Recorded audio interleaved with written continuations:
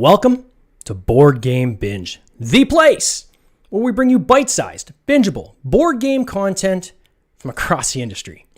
I'm your host, James Staley, and in this episode, we're chatting with Brian Henk, president of Pull the Pin Games. His company makes light, approachable strategy games for large groups, one of which is the Zoro dice game. The expansion, Stunts and Allies, is in its final 24 hours on Kickstarter. Brian, welcome to the binge. How you doing? Thanks, James. Yeah, doing all right. See, it's the final 24 hours, and yeah, it's always a roller coaster on a campaign. Pretty stressful, you know. You got just like this limited amount of time, you know, just to get everything done. Make sure everybody knows about the campaign who wants to jump in on it. So yeah, it's been a little crazy. But, let me just say thanks, because I know how insane the last 48 hours are. So the fact that you've actually carved out 30 minutes to chat with us is so awesome and super cool of you. So thanks again for that. So let's talk a little bit about how you got into this industry. So your company's called Pull the Pin Games. It was formerly Overworld Games, I guess was the name of it before. Yep. And why did you change the name? What was the genesis of this name change? Well, in general, you know, we had these, my business partner, Clayton Skanky is my partner here, partner in crime. We've been working on games, making games for a long time, many years, and using Kickstarter too. So I'm doing it for a while. And at some point we just decided that, you know, we kind of do it. A long time ago, we were like, hey, we can maybe, you know, do this full time. Like this can be our full-time gig. And we don't really have those illusions anymore. It's just something we do for fun. It's just, you know, it's really hard to make money in this industry. Really, really hard. You can do it, but we've kind of given up on that as like, this is going to be our full-time jobs. And we have good jobs and we have, you know, we like stable incomes and everything. So we just do it for fun. But so yeah, I mean, at some point we were just kind of like, okay, we're going to keep, you know, making these games. We're going to do Kickstarter campaigns. And, you know, well, for one thing, Overworld Games, we had this like pixel art logo.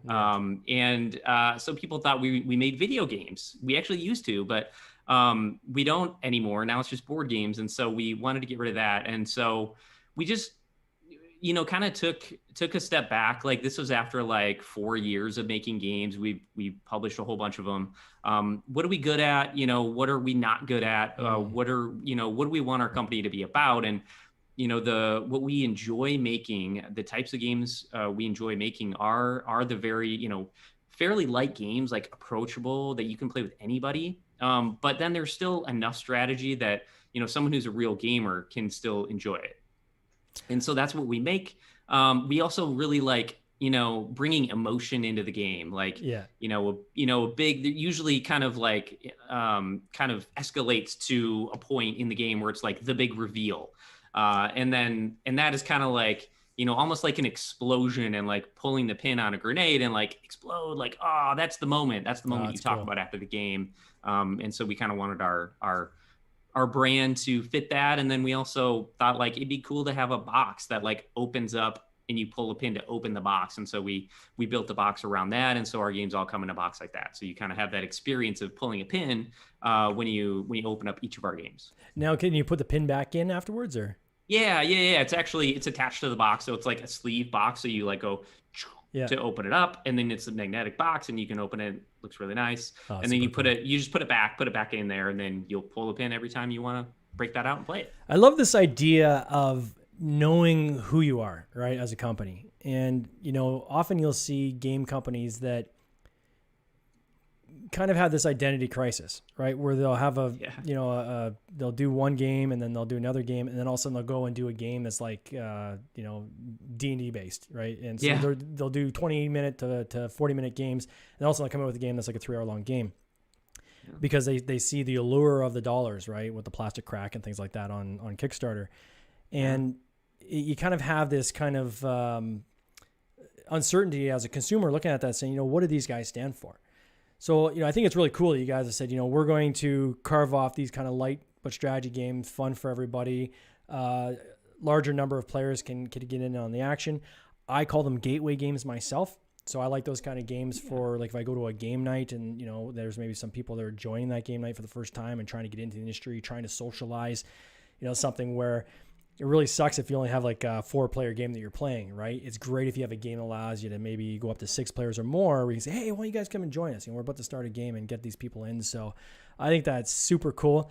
I know that the gateway game side of the business takes a lot more education, right? Because the people that you're trying to get into those games aren't necessarily the hardcore Kickstarter people.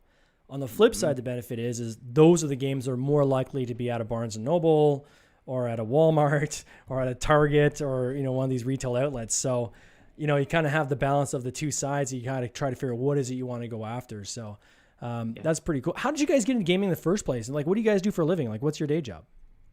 I'm a software engineering manager. So I manage a team of software engineers, actually just starting a new job on Monday. So I'm excited about that. But I've previously been made mobile apps and websites, and that's kind of what I've been doing for a long time. So yeah, I mean, I'm in the San Francisco Bay Area. So, you get used to like a certain salary, and it's hard to go. It would be hard to go to, make board games and, try to make like, a much smaller, amount per year. We used to want to do that, but like, not going to do that. But we got into it. Clayton and I were making games. I used to live with, in the same state as him in South Dakota. And so we played games together there. We played like Magic the Gathering and Robo Rally and, a Hero Quest and D&D, and we played those types of games. And when I moved away out of South Dakota, we still wanted to stay connected, and we still did. And we did that through making video games. And so we made Xbox games and games for the PC and mobile games. And so we did that. He would do all the art and animation, and then I would do all the development. And so that worked well. And then, and eventually though, like it's a lot of work to maintain like mobile apps or, any, an Xbox game, like, cause things change, resolutions on phones change, screen size, processing power, screen size, everything changes, and you have to keep maintaining it, operating system upgrades, that kind of thing. And so we make these games, and then now it's like all we do is support these games that we made a long time ago. We kind of want to go make something new. Yeah. But with board games, you get to do that because you can make it once and manufacture, a couple thousand copies, and you're done. If you want to be, you can make expansions or you can do more print runs, but if you don't want to, you can just be done. And so we really like the appeal of that. So we switched to board games, and we aren't going back. Was there anything about the video game side that helped inform your design on the board game side? I wouldn't say, just going through making a game, you have to think about what does my target audience want? What is fun? What is not fun? User interface design is a lot, I would say probably a lot more important in like a digital game, but it's also critical in a, tabletop game too, the graphic design and how that looks and how easy it is to understand. So we learned a lot of lessons that way. And I think on the art direction side, more for Clayton, he learned a lot too about, what works good visually. So we learned some of those kind of small lessons, but it's pretty different, especially from like the business side, it's just way different to try to sell a physical item than a digital one. Now you guys have licensed, and we'll talk about the Zoro game in a second, but I mean, you've got franchises, right? So you got the Zoro, the dice game, you got Good Cop, Bad Cop, New Salem, Barker's Row, Leaders of Euphoria. So you've got these franchises, and some of these are based on licensed IP. How did you get into the licensing? Like, where was that? Was it something you guys had experience with in the past, or how did you kind of build that bridge? As I think a lot of Kickstarter creators, we were looking for the magic bullet. So at one point we were like, I know the magic bullet is to get a licensed game. And then you can bring the audience of that IP into your Kickstarter campaign, and you can, make millions of dollars. And there were some campaigns that did that, and they were very successful and made hundreds of thousands of dollars like a long time ago, and maybe even millions. But then for a lot of them, those games never came out, and they they just they didn't price it right so that they had enough margin to handle all the costs that were going to come up. And most of them had just all these minis and those can be super expensive to create as well.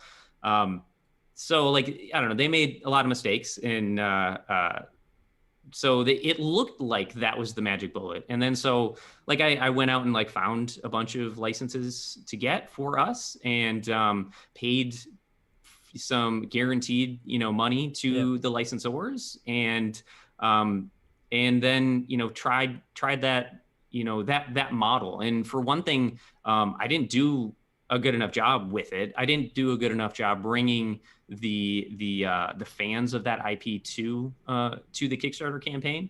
I'm still trying to figure out how to do that. And that's, I think, one thing that I would need to improve. And even for Zoro, like there's so many Zoro fans out there, but it's really hard to find them and like to get them to know about the campaign and to know what Kickstarter is. And, a lot of them just don't know anything about Kickstarter. So we thought that was the magic bullet. It's not. And there's also, especially if you don't kind of do it right. But how do you find them though? Like, did you just Google them, or did you go through a broker, or how did you find these license holders? Different ways. So just to go through it, we did Leaders of Euphoria. So that's Good Cop, Bad Cop style with Stonemaier Games using their license. We did the Valiant card game, so the Valiant Comics using their license. Zoro. The Zoro dice game. And then what's the other one I'm forgetting? Total Recall. So that one was another one we did, the movie Total Recall with Arnold Schwarzenegger. So those are I believe those are all of them that we've done, licensed games. And so, but I think each one I found in a different way.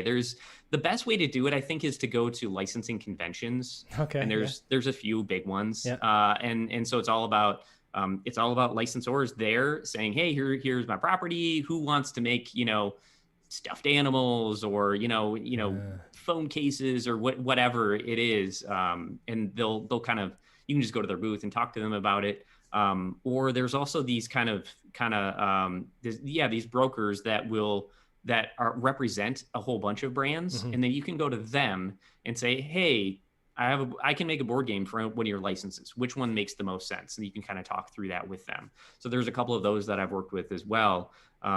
And so that's how I got a couple of the other licenses.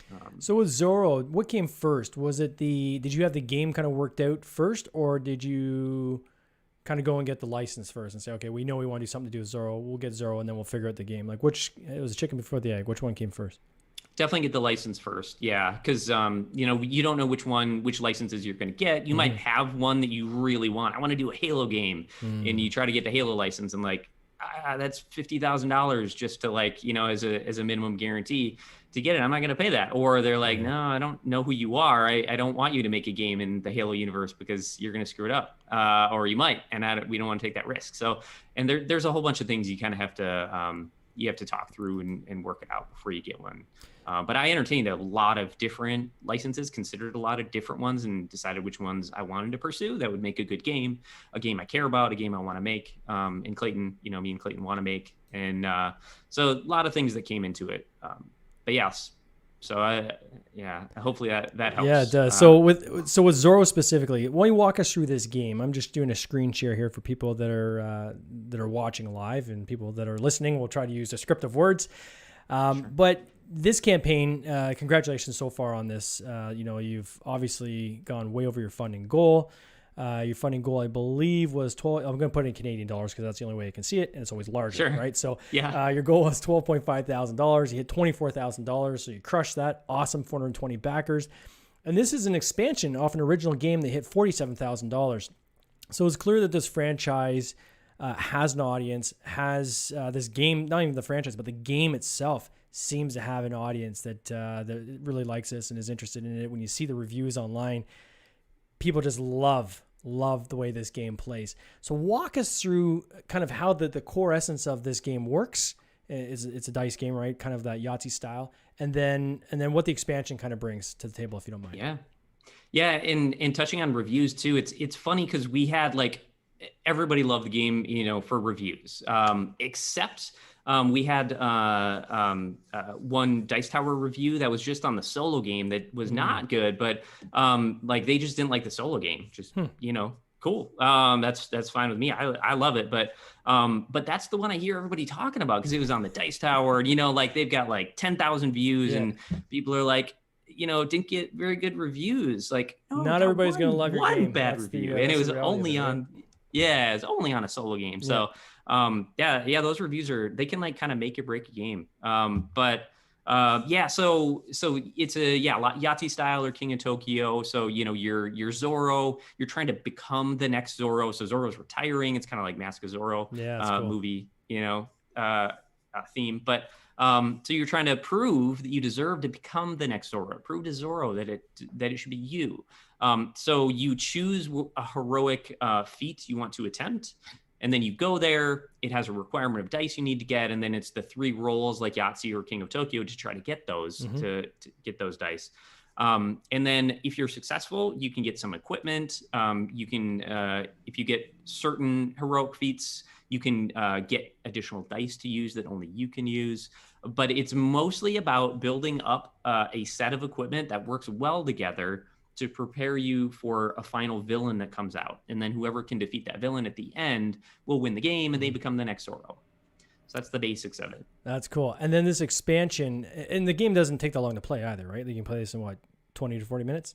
Yeah, I mean, once you get good at it, it's like a 15-minute game probably. Awesome. But the first time you play, it's probably going to take you like, 30, 40 minutes to play. Yeah. I love those games that are like I call them primers, right? So when we have game night, I like the sandwich, right? So I have the primer where you're waiting for people to show up, right? So you got the kind of the stragglers come in. So you don't want to do a game that's too long, right? Because then you're into a game and then people are waiting to show up, then they have to wait or they're going to go play some other people. So you got your primer, play a little bit of a longer game, maybe an hour-long game, middle of the night, maybe a couple of those, and then near the end of the night when you have the closers, right? So you have the kind of stragglers that stay to the end. Those are the times I like to pull out these primers again. So that's cool. So how does the expansion work? What do you get out of this expansion? Yeah, the expansion, and the way we did it was the base game is very, like, you can play with anybody. Even non-gamers can play this game. Yeah, it's cool. And then the next expansion, which was part of the original campaign called Heroes and Villains, that adds just kind of more. It adds more equipment, more scoundrels, more villains, more heroic feats, just more stuff. And they're a little bit more complex, but also a little bit more interesting. And they allow you to do more combos, which people like. So it's like, it'll take you up to the next level, kind of like that's more of like an intermediate gamer would want that expansion, I think, to give them just kind of more stuff to do and more things to kind of more levers to pull kind of. Yeah. And then this expansion, though, kind of takes it to the next level. So there's even more, kind of complexity or things at your disposal as you play the game to take it even to the next level where you would not want to play this with a non-gamer or even probably even a casual gamer. There's kind of too much going on. There's like a mind game of you have an ally. So basically it adds allies is the main thing. Yeah. And your ally goes out to a heroic feat. And if you accomplish a heroic feat where someone else's ally is, their ally gains a level because they're kind of watching you and watching you be successful. Also, if you fail at a heroic feat, your ally will gain a level. So these allies are gaining levels. As they gain levels, they get more abilities that help you, that you can use. And then eventually, if you can get them to the max level, you get an extra die. So there's definitely more going on. There's more scoundrels and villains as well. And those are a little more complex, a little more challenging. And there's a mechanic also that lets you, that is a weakness. Your ally comes in, it gives you good stuff, but it also gives you a weakness that you have to kind of mitigate with the equipment and the abilities that you have and the dice and how you choose to roll them. Is that the hand, or is that's that yellow hand thing, or is it different for each guy? Well, yeah, kind of, but it is different for each character. So like that is one of the symbols, so now you have to get that's grab, and so you would have to get an extra grab every time you fight a scoundrel or a villain. And really talk about scoundrels, but scoundrels kind of come out throughout the game too. In the middle of the game, they're a little more challenging too. But the last thing it does too is it lets you. In the middle of a turn, even if you chose to go to one heroic feat or chose to fight a scoundrel, you can use a stunt token to actually change it based on your first roll. So if you didn't get what you need for the first one, then you can switch to another one. Or if your dice are just kind of not rolling the way you need them to, you can also use stunt tokens to re-roll dice. So those are all the mechanics. So it's like a lot more stuff you can do in this expansion. And there was something I read, and I'm not sure it was in this one or the prior one, where you can force other players to help you. Is that in this one? That is that's one of the abilities of one of the allies that you can get. That is Sergeant Garcia lets you do that. So that's one of the things that he does. But that's one mechanic too I didn't talk about. And it's in the base game, it's in everything. But when you go somewhere, you can choose to have somebody help you. It's kind of a little bit like a Munchkin style thing where like, hey, anyone want to help me on this? And if somebody chooses to do that, you can use their equipment and they get a fourth role at the end. So like you get a much greater chance that you're going to actually accomplish that heroic feat. But then they get a random equipment as a bonus for helping you. So it's really good for both. And it really brings in, because it goes up to 8 players, the game. So it really brings people in who maybe, we don't want them sitting there waiting for their turn for 7 other people to go. This lets them contribute and join in on battles throughout. If they want to help, they can jump in and help. That's awesome. Kind of reminds me of Catan. I hate playing Catan, by the way. It's one of my the bane of my existence, that game now. It's banned from our house. But because we have a couple players that don't think about their turn until it's their turn.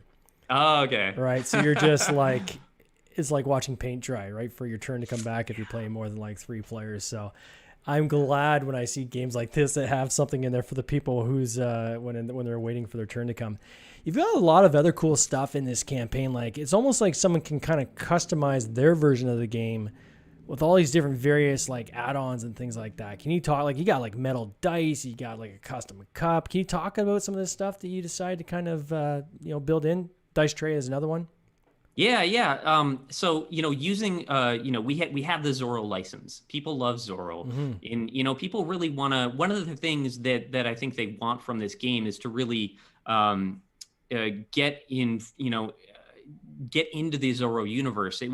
It was something that I think we did that Total Recall game that I mentioned before, and that one did not fund on Kickstarter. We never made that game, and one of the mistakes we made there was that it was we didn't let people get into that Total Recall universe as much as we could have. We didn't have a whole lot of add-ons. We didn't have, the game is pretty simple. It was a social deduction game. It was a good cop, bad cop style game. And we just didn't add enough Total Recall to it. And so that's one thing we wanted to write in this campaign. We wanted to have other ways for you to kind of, get Zoro stuff, and you can get a dice cup, like a Zoro dice cup. Yeah. So you can roll, it's fun to like go, and then, roll your dice. A lot of people like doing that. And we have a Zoro, like a super high quality, like tray that you can roll your dice into so they don't go flying off the table. Yeah. So that kind of stuff, metal dice too. We have, they're super, super shiny and just like, it's like, Zoro uses a metal like sword when he fights. Yeah. And so you can use metal dice when you play the game. And putting all these things together, it's like it's a impressive Zoro experience. More so, than what we do, and we try to keep our games at a low price. So we have smaller acrylic dice in the base game. This lets you have these big chunky, like metal dice too. So it's just kind of it just lets you get more into Zoro than you might otherwise. That's cool. It's certainly you want to get the dice tray, I think, if you're going to get the metal dice, just so I have a glass tabletop at my house. Yeah. So it's like clang, right? Hopefully you don't smash your table. So in all these campaigns you guys have done a lot. So how many campaigns have you guys done in totality on Kickstarter? Just checked, 14 total. 14. I think this is number 14. Yeah, 14 total. So we've been doing it for a while. So you've got a bit of experience doing Kickstarters now, I guess, right? Yeah. Have you found it's formulaic in how you kind of structure them each time going? Like, have you got to a point where it becomes pretty much a formula, or do you have to keep changing it up every time? Yeah, we change it up. I mean, there's always lessons learned from every campaign. And I always send out surveys too, like right after a campaign usually. And then if I remember after it's been delivered too, so I can get after the campaign, what did you like? What did you not like? What could we have done better? and then we get some feedback that way. And then after it gets delivered, then like, okay, now still like, what can we do better next time? And that helps us improve. So we'll always make improvements, but we do have, pretty set, like, we found these to work and work for what we do and the types of games we make. And, the places we think, people who like our style of game will be, and, for our marketing. And so, yeah, it's pretty formulaic now, but we always make changes. And we usually try some like weird experiment too, on each campaign, at least one. I guess like in any industry, it's always evolving, right? So you're going to get that constant evolution where, what worked a year ago may not be as effective this year. And there could be something new somebody else is trying that it could be kind of that hook that gets you to that next level. What would you say is the hardest lesson you've learned in those 14 campaigns? I mean, the process of going through a campaign, like it is an emotional roller coaster. Even, after 14, it's rough. You have to have thick skin, and you have to, and I call it soul crushing. Yeah, that is a perfect term for it. Yeah, it really can be. And it was originally too, like, even though we had successful campaigns early on, there were times, where it did feel that way, and it was just like depressing. And, there's high highs and low lows. And now, before they were just like, like major, but then the more we do now, they're still there, but now it's like, it's not as big a deal. Like, and the more you do, the more you get prepared for the questions that come up, and, negative comments and how to handle those, and messages from retailers about like, what do they want? Like, I know what retailers want, and I can, so I know, how to answer their questions. Mm-hmm. So all those things just kind of get easier. It does get easier, but still, like, it still is stressful. How do you carry your audience over, or can you carry your audience over from campaign to campaign? It's surprising. Like, I thought that we would have a huge overlap every single time. I think we will, or, earlier on I did when I was more naive, but what I found now is that there is very little overlap, really. Like, if you're lucky, you'd get 10% from a previous campaign. And that's not from like what I know we deliver a good high quality product, and our games are fun, and we, are very transparent and communicative, and we deliver on time. Like, we do everything like pretty much right.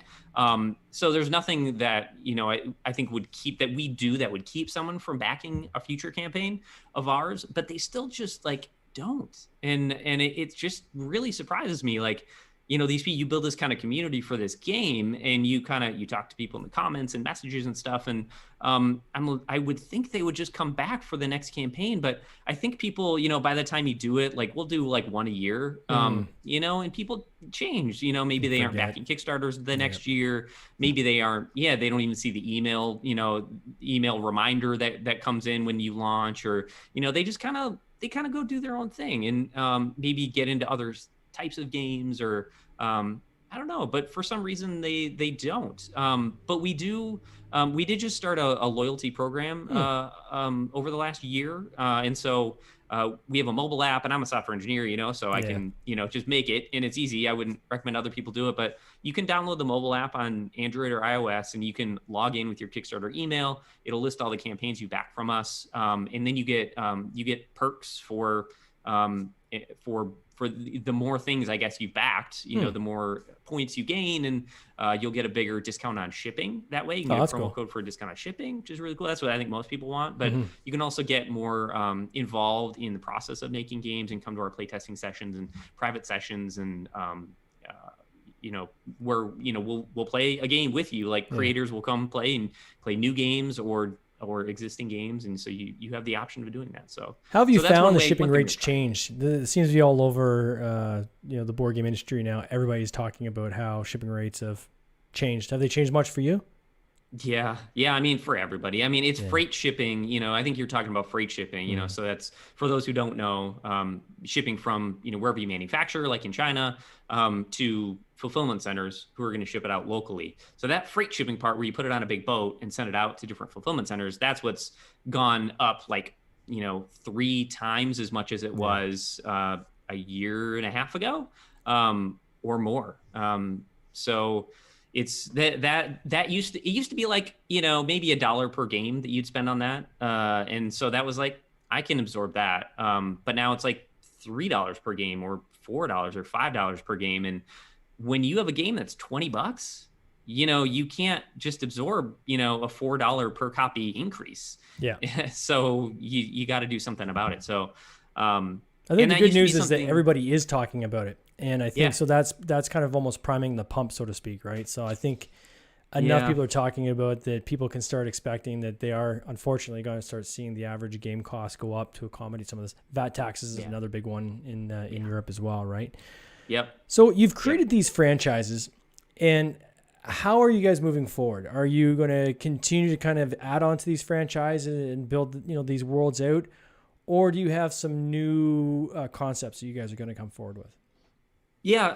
And we are, it kind of depends. I mean, it depends on what we want to do, what we feel like doing, what we hear from other people who are playing the games. Like, I really want a good cop, bad cop expansion, or people get, really excited about, or the Zoro dice game. And, like, we need another expansion that does all these things. And people on this campaign have been talking about that, like ideas for the expansion. And we've been working on different modules for Zoro, also for good cop, bad cop. We've been playtesting our next expansion for that. It's going to happen. But it's just a matter of when it fits with kind of what we want to do and what we think, makes sense for the company. But next, we've done 2 expansion campaigns in a row. So it's time for a new base game. Okay. So our next new base game, it's called Ostrich Scramble. That could change. Oh, that sounds cool. Yeah, but it's just you're an ostrich and you're trying to clothe your ostrich. It's running around in its underwear, trying to clothe your ostrich, but you're like bouncing around trying to grab these garments and like using these gadgets against the other ones. It's just like zany, wacky fun. Oh, that's awesome. That things are not going to go as planned. So we're heavily playtesting that one. That'll be the new next base game that we make. So we're excited about that one. No, that's wild. Well, for anybody that wants to back this particular Kickstarter campaign, you are in your last 19 hours.